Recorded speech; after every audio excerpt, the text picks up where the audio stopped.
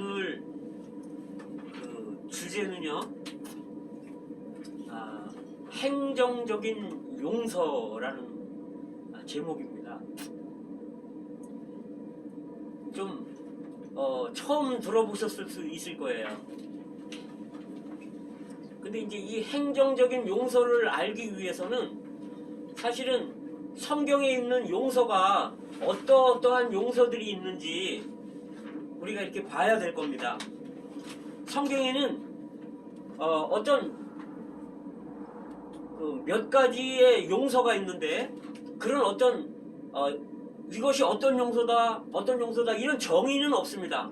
그러나 성경을 깊이 있게 보다 보면 성경에는 4가지의 용서가 있는 것을 우리가 알 수 있게 됩니다. 첫째는 영원한 용서. 이건 우리가 구원받을 때 받는 단번에 받는 거죠. 영원히 용서받는 거, 영원한 용서. 두 번째는 교회를 통한 용서가 있어요. 그 다음에 세 번째는 교통의 용서라는 게 있어요. 교통. 이렇게 서로 어떤 교제하기 위한 용서, 이게 교통의 용서라 그래요. 그 다음에 네 번째로 행정적인 용서. 이렇게 4가지로 용서를 나눌 수가 있어요. 자, 다시요. 영원한 용서, 교회를 통한 용서, 교통의 용서, 행정적인 용서. 자, 그러면 우리 하나씩 좀 보기를 원합니다. 처음에 이제 영원한 용서가 있는데요. 로마서 4장 7절에서 그렇게 말씀하십니다. 그 불법을 사하심을 받고, 불법을 저질렀는데 사함을 받는다는 거죠. 그 다음에 죄를 가리우심을 받는 자는 복이 있나니, 죄가 있지만 가려지는 거예요, 죄가. 그 다음에 주께서 그 죄를 인정치 아니할 사람은 복이 있도다. 주님이 그 죄를 인정하지 않는다는 거예요. 죄가 있지만 죄로 인정하지 않는다는 거죠. 이것이 바로 영원한 용서예요. 이사야 38장에 보면, 거기 17절에 보면 어떤 말씀이 있냐면, 나의 모든 죄를 주의 등 뒤에 던지셨나이다. 우리가 죄를 지면요, 하나님 앞에 죄를 지면 이 죄가 하나님 앞에 가게 돼 있어요. 그런데 그 하나님은 우리를 용서해 주는데 하나님 앞에 있는 죄들을 그분의 등 뒤로 던진다는 거예요. 그 죄가 안 보이겠죠, 하나님 앞에서? 또 시편 103편 12절에 보면요, 동이 서에서 먼 것 같이, 이 동쪽에서 서쪽이 엄청 멀잖아요. 반대니까. 먼 것 같이 우리의 죄를 옮기셨도다. 동쪽에서 서쪽으로 옮기든지 서쪽에서 동쪽으로 옮기든지 우리의 죄를 옮겼다는 거예요. 아멘. 이게 영원한 용서입니다. 마치요, 이제 예를 들면 이런 거예요. 집집마다 다 쓰레기가 있을 수 있잖아요, 그죠? 그런데 쓰레기를 바깥에다가 내놓으면 어떻게 돼요? 저기 불법이고 딱지 찍히잖아요. 벌금 물잖아요. 아무데나 내놓을 수 없잖아요. 그런데 방법이 있어요. 종량제 봉투에다가 담아가지고 집 바깥에다 이렇게 내놓으면 단속을 안 해요, 그죠? 이게 바로 구약에서 용서하는 하나님의 방법이었어요.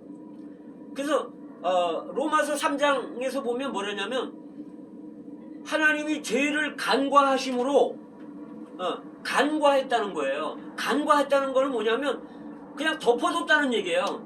그냥 못 본 척 했다는 거죠. 그건 뭘 말하냐면 그 짐승의 피나 이런 걸 가지고 죄를 범한 사람들이 하나님 앞에 갈 때 용서를 받는 거예요. 근데 이거는 죄가 없어진 게 아니에요. 그냥 간과한 거예요. 그냥 덮어둔 거예요, 구약에는. 그런데 신약은 뭐냐 하면요, 이제 청소차가 와가지고 이 종량제 봉투 안에 담겨있는 쓰레기를 청소차에 싣고 가버리는 겁니다. 그러면 쓰레기가 없어져 버렸잖아요. 신약에는요 아예 가지고 가버린 거예요. 그래서 요한복음 1장 29절에서는 보라 세상 죄를 지고 가는 하나님의 어린 양이로다. 지고 가버렸어요. 예를 들어서 제가 한 10억을 빚을 졌다고 하자고요. 근데 제가 능력이 없어서 갚을 힘이 없어요. 그런데 그래서 저는 이것 때문에 늘 예를 들어서 이제 힘들어했어. 근데 저의 가까운 친척이나 또는 저하고 가장 친한 친구가 그 채권자를 만나서 저 사람한테 10억 빚진 거 내가 갚아줄 테니까 더 이상 묻지 마라. 빚에 대해 묻지 마라. 그리고 돈을 딱 주고서 영수증을 써라. 그래서 영수증을 받았어요. 그 영수증을 10억짜리 영수증을 받아서 저한테 줬습니다. 네 죄를 내가 다 갚아줬어. 네 10억을 다 갚아줬어. 자, 영수증 여기 있어. 이럴 때 저는 얼마나 해방감이 되겠어요. 그죠? 왜? 영수증이 있잖아요. 그 사람이 나한테 또 돈을 달라 그러면 내가 영수증 내보이면 되거든요. 내가 세금을 냈는데 국가에서 또 세금 영지를 세금 고지서가 날라오면 내가 가서 세금 영수증 보여주면 끝나는 거잖아요. 그죠? 예수님이 우리가 받아야 될 죄값을 십자가에서 그 고난을 통해서 피 흘리면서 자기 생명을 쏟아서 우리의 죄값을 다 갚아줬습니다. 그래서 그 영수증으로 그 피를 우리에게 주신 거예요. 그 생명을 주신 거예요. 그래서 레위기 17장 11절에서 그러잖아요. 생명은 피에 있습니다. 히브리서에서 그렇게 말씀하시죠. 피 흘림이 없음즉 죄사함이 없느니라. 그 반대로 말하면 피가 흘렸기 때문에 죄가 용서됐다는 거예요. 그래서 우리는 사탄이 야 너 무슨 죄인 졌고 너 죄인이잖아 그러면 우리 영수증 보여주면 돼요. 야 예수님의 피는 못 봤냐? 야 예수님의 피 보여줄게. 내 죄 다 갚았잖아. 이게 영수증이야. 이러면 사탄은 입을 탁 막게 돼 있어요. 이게 영원한 용서입니다. 자, 그런데 이제 두 번째 용서는요, 교회를 통한 용서예요. 구약에는 하나님이 직접적으로 사람들을 사할 수도 있었고요. 또는 죄를 범한 사람이 어떤 재물을 가지고 가서 제사장을 통해서 이제 죄를 용서받을 수 있었어요. 그런데 이제 신약으로 넘어오면서 예수님이 이 땅에 계실 때 직접적으로 예수님이 죄들을 용서하신 걸 많이 볼 수 있어요. 네 죄사함을 받았느니라 이렇게. 그런데 이분이 이제 십자가에 죽으시고 부활하신 후에는 어떻게 됐냐면요. 이제 제자들을 찾아가신 거예요. 그래서 아까 우리가 읽은 말씀처럼 요한복음 20장 22절처럼 숨을 내쉬며 가라사대 성령을 받으라 후 이렇게 하신 후에 바로 그 뒤에 하시는 말씀이 너희가 누구의 죄든지 사하면 사해지고 그대로 두면 그대로 있으리라. 너무나 놀라운 겁니다. 이거는. 그래서 교회는요, 예수 믿는 사람들은, 성도들은요, 죄를 사할 수 있는 그런 권한이 있습니다. 그런데 주의해야 되는 거예요. 이 죄를 사할 수 있는 근거가 있어요. 근거는 뭐냐면 성령을 받은 사람에 한한 겁니다. 성령을 받으라 이렇게 하고 말씀을 했기 때문에 우리가 어떤 사람의 죄를 용서가 됐다고 이렇게 선포할 때 성령의 권위 아래서 성령의 능력으로 성령의 느낌을 가지고 어떤 사람을 봤을 때 당신은 하나님이 죄를 사했습니다 이렇게 말할 수 있는 거예요. 어떤 사람에게는 당신의 죄가 그냥 있네요 말은 안 하지만 그렇게 느낄 수 있어요. 우리가 어떤 사람이 이제 복음을 전하잖아요. 그러면 그 사람이 이 말씀에 감동이 돼가지고 울면서 정말 나는 죄인입니다라고 시인하면서 하나님 내 죄를 용서해 주세요. 난 잘못된 사람입니다. 이렇게 하면서 하나님께 구할 때 복음 전하는 사람은 그 사람을 봤을 때 성령의 느낌이 있잖아요. 이 사람은 죄가 용서됐구나. 회개하는구나. 그러면 하나님이 저 사람을 받아주셨구나. 이런 느낌이 있을 때, 성령의 이런 느낌이 있을 때 성령의 권위 아래서 당신의 죄는 하나님이 다 용서하셨습니다. 이렇게 선포할 수 있어요. 그런데요, 이거는요, 조심해야 되고, 천주교에서 용서하는 그런 거하고는 이건 또 다른 겁니다. 자, 그 다음에요,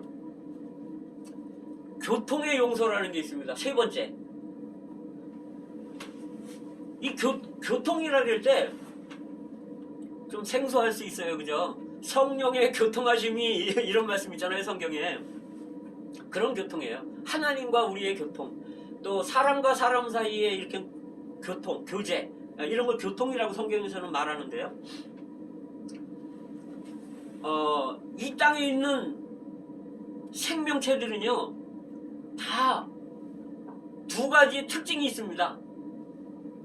첫 번째 특징은요, 자기 자신을 보호하려고 하는 그런 본능이 있어요. 그리고 자존하려고 하고 죽기 싫어하는 그러한 본능이 있어요. 이 생명에는요. 또 하나의 생명의 특징이 있는데,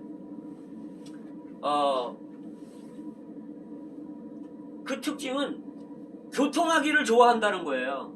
사람들과 또는 가축들끼리, 생물들끼리 이렇게 교통하기를 좋아한다는 거예요. 그래서 사람도요, 이 땅에서 죄를 범하게 되면 감옥에 보내잖아요. 이 사회와 격리시키는 거예요. 교통을 끊어버리는 거예요, 사회와. 그런데 어떤 사람들은 교도소에서도 사고를 또 쳐요. 그런 사람들은 독방으로 가두는 거예요, 아주. 교통을 차단시켜버리는 거예요. 그게 벌입니다. 닭 있잖아요. 닭도요, 한 마리만 이렇게 닭장에 놔두면 닭이 힘이 없어요. 맥이 없어. 그런데 닭을 여러 마리 이렇게 함께 놔두면 막 날고 뛰고 싸우고 난리법석이에요. 근데 이 살아있는 이러한 생물체들은 교통하기를 좋아하지만 문제가 생길 수 있다는 거예요. 교통에는 문제가 생기는데, 예를 들면요, 그 무남동녀 외동딸이 있어요. 근데 엄마가 어디 볼일을 보러 갈 때 이제 그 무남동녀 외동딸한테, 사랑하는 딸아, 너 집 잘 지키고 있어라. 내가 어디 좀 갔다 올게. 이러고 엄마가 나갔다 와요. 근데 이 딸이 심심하잖아요. 근데 부엌에 가니까 진열대에 보니까 먹을 게 많이 있는 거예요. 뭐 떡도 있고 꿀도 있고 뭐 사탕도 있고 뭐 과일도 있고. 그러니까 이 아이가 그거를 꺼내서 막 먹는 거예요. 그다음에 높이 올라가 있는 거 꺼내다가 그 그릇도, 엄마가 귀히 여기는 그릇도 깨먹고. 그런데 그렇게 이제 훔쳐먹고서 입을 싹 닫고 그릇 깨진 거는 또 다 이렇게 청소해가지고 안 보이는 데다 딱 숨겨놓고, 그리고 이제 그 식탁도 싹 청소를 해놓고 부엌문, 진열대 문 닫고 부엌문 싹 닫고 자기 방에 가서 안과를 촥 하고 있는 거예요. 이제 조금 있다가 이제 엄마가 오잖아요. 근데 엄마 눈을 못 마주치는 거예요. 왜? 양심에 가책이 생기니까. 엄마가 오는 발소리가 들리면 가슴이 쿵쾅쿵쾅 하는 거예요. 양심에 가책이 돼서. 그러니까 엄마가 이제 2층에 올라가서, 사랑하는 딸아, 내가 너 맛있는 거 주려고 사왔다. 올라와 먹어라. 근데 입맛이 없는 거예요. 그릇도 깨고 난리 났잖아요. 여기 엄마하고 이 딸이 엄마한테 죄를 저질렀지만 엄마하고 딸과의 관계는 여전히 엄마하고 딸과의 그 모녀 간의 관계예요. 여긴 변함이 없어요. 그러면 이 딸은 방법이 없습니다. 엄마 편에 서서 엄마 이건 죄인 것 같아요. 내가 접시도 깼고 내가 허락도 없이 내가 손님들 접대하려는 거 내가 다 먹어버렸어요. 이렇게 자백하면 엄마는 사랑하는 무남 동료 외동딸이잖아요. 그래 용서하마. 그래 알았어. 그리고 전처럼 아주 잘 대하는 거예요. 이게 교통의 용서라는 거예요. 그러니까 엄마하고 문제가 없어요. 왜? 잘못했다 그러니까.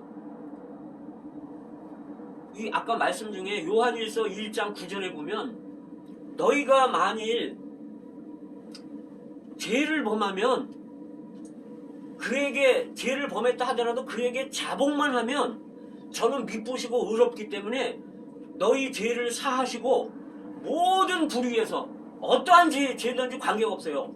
모든 불의에서 너희를 깨끗게 하실 것이라. 그러니까 우리는 자백만 하면 주님과 우리 사이에는 이제 요한일서 2장 1절에 보면 나의 자녀들아 내가 이것을 너희에게 쓰면 이렇게 말씀하셔요. 그럼 이거는 뭐냐면 구원받은 후의 문제라는 거예요. 나의 자녀들아 이렇게 쓸 때. 그래서 하나님과 우리의 관계가 이런 거라는 거예요. 자, 그 다음에 이제 이건 교통의 용서죠. 자, 이제 본론으로 들어가겠습니다. 이제 행정적인 용서가 있습니다. 야고보서 5장에 보면요. 5장 14절 15절 보면 야고보가 그렇게 말을 하죠. 너희 중에 병든 자가 있느냐? 여기에 병은요. 행정적인 것에 문제가 있기 때문에 병이 온 겁니다. 그 뒤에 구절을 보면 그래요. 너희 중에 병든 자가 있으면 교회의 장로들을 청해서 주의 이름으로 기름을 부으면서 병 낫기를 위해서 기도하라. 혹시 죄를 범했을지라도 사하심을 얻으리라. 그럼 사함을 얻으면 이 병은 죄 때문에 온 병이기 때문에 금방 난다는 거예요. 용서만 되면 병이 낫는 겁니다. 그래서 여기 보면요. 이 믿는 이들이 장로들이나 또는 믿는 이들이 교회를 대표해서 이제 오는 거예요. 누가 청하면 가서 그 사람을 용서해주고 교회를 대표해서 믿는 이를 대표해서 그 사람을 용서해주고 위에서 하나님에게 이 사람을 용서해 주시라고 기도할 때 그가 어떠한 행정적인 죄로 인해서 병이 왔는지는 모르지만 어떤 죄인지는 여기 나오지는 않았지만 만약에 그러한 죄로 인해서 병이 왔다면 장로들이 와서 기도하면 또 믿는 이들이 와서 용서해주면서 기도한다면 바로 낫는다는 거예요. 왜냐하면 이 병은 죄로 인해서 왔기 때문에.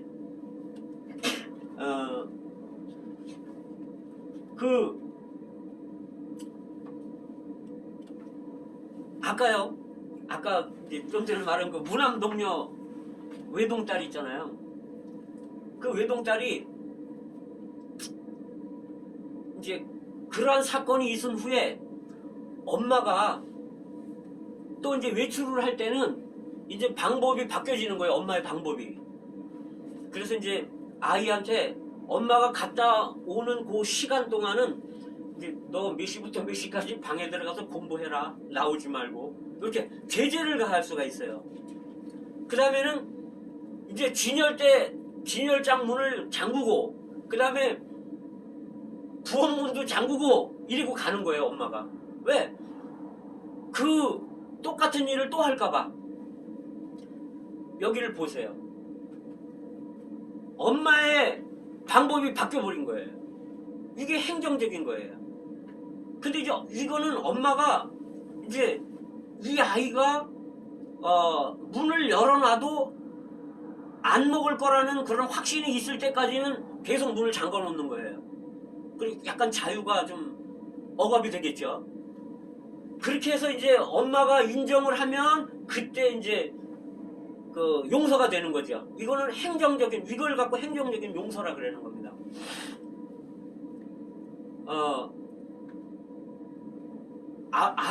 아들이 여러 명 있는 아버지가 있었어요. 근데 아버지가 이제 아이들한테 뭐라 그랬냐면 너희는 3시부터 4시까지만 나가서 놀아라. 그리고 그 4시가 되면 반드시 4시 안에 와야 된다. 2시간을 딱 주는 거예요. 근데 이 아이들이 바깥에 나가서 놀다가 쟤들끼리 싸워갖고 막 코피 터지고 막 이러고 늦게 들어오는 거예요. 4시가 넘어서. 그러면 이제 이 아이들이 이제 아버지한테 잘못했다 그러겠죠. 아버지 잘못했습니다. 그러면 아버지는 용서해줘요. 그리고 여전히 부자 간의 관계는 똑같고 교통은 아버지하고 교통은 회복이 됩니다. 그런데요, 아버지가 이제 방법이 바뀌는 거예요. 어떻게 바뀌냐면 하루 또는 뭐 일주일 또는 한 달 동안을 너네는 밖에 이제 나가서 놀 수 없어. 안 내보내는 거예요. 근데 이제 한 달 정도 지나면 이제 아버지가 한 30분 정도를 밖에 나가서 놀 수 있게 해주는 겁니다. 그러면 이제 그런 걸 봐가면서 이제 한 2달 정도 돼도 계속 안 싸우고 30분씩 놀게 해주는데도 안 싸우면 이제 그때에서 아버지가 이제 2시간씩 나가서 2시부터 4시까지 놀다가 들어와라. 이렇게 할 때 이것이 이제 원래 상태로 돌아갔잖아요. 이것을 행정적인 용서라고 말하는 겁니다.